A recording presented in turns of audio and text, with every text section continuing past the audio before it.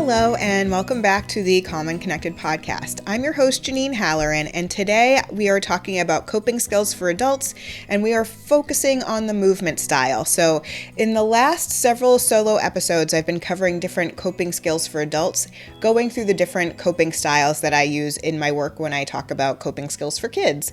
So it's been fun going through and finding some different ways that we can, as adults, cope in different styles as well. So today is all about movement, and I really wanted to focus on big body movement and in particular exercise, because there's a lot of research out there for exercise and its benefits. So first of all, it helps your physical functioning.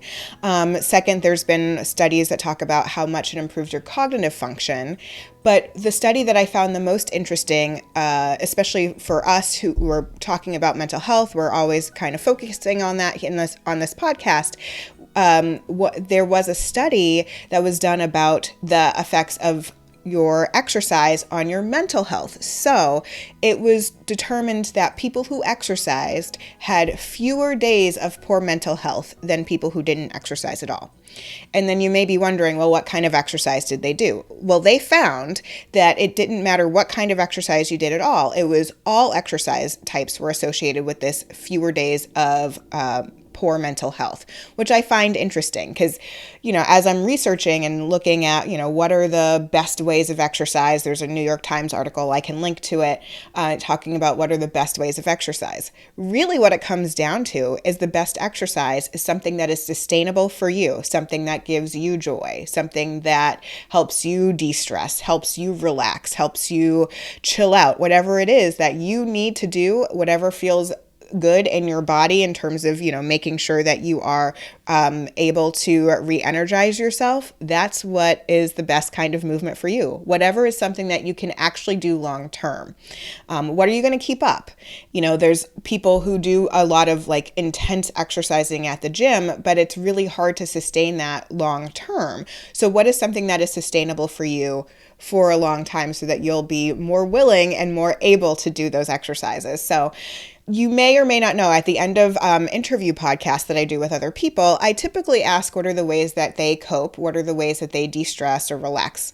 So I had an opportunity to talk with Marcelle Waldman, who runs Feelinks, and she talked about some movement that she likes to do. So she likes to go to Bar 3 classes, and she likes to dance in her kitchen, which I'm all about. I'm a kitchen dancer myself, so I appreciate a good break time doing a little dance in the kitchen. I think it's phenomenal. So I really thought that was great. And another person I talked to was Wendy Snyder, and she talked about how she is a body surfer. How cool is that?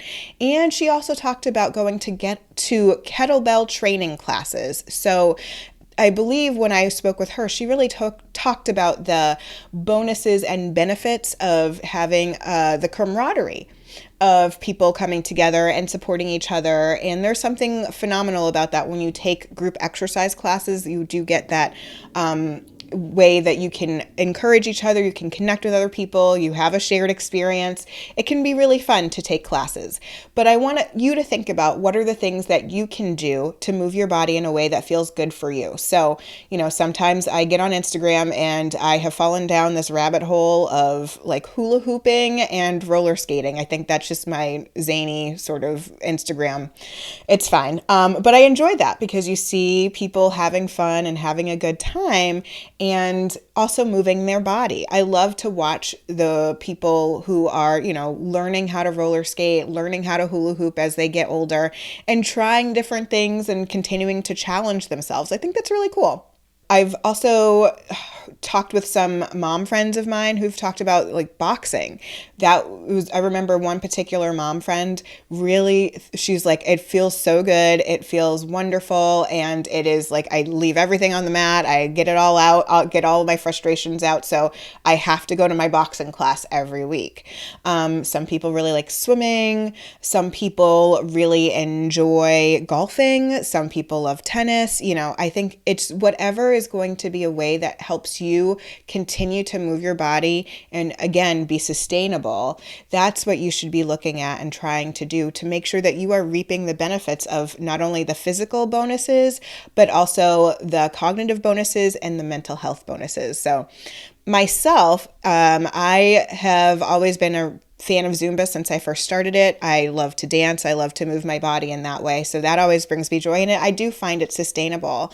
I still love walking. Especially in nature. It helps clear my head. Sometimes I do the rower. Sometimes I use a bike. Sometimes I use a step.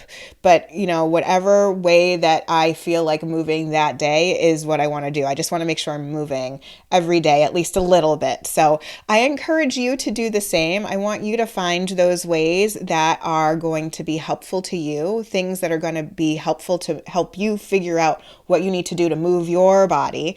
And I just wanted to, again, remind you there is a downloadable worksheet where you can go through and try and figure out what are your own coping skills, going through all the different coping styles and figuring out what are things that you like to do by yourself, what are things that you like to do with other people, that sort of thing. So you can figure out what are the things that are going to sustain you, what's going to re-energize you, what's going to help you rest. So I'll make sure that there's a link to that in the show notes.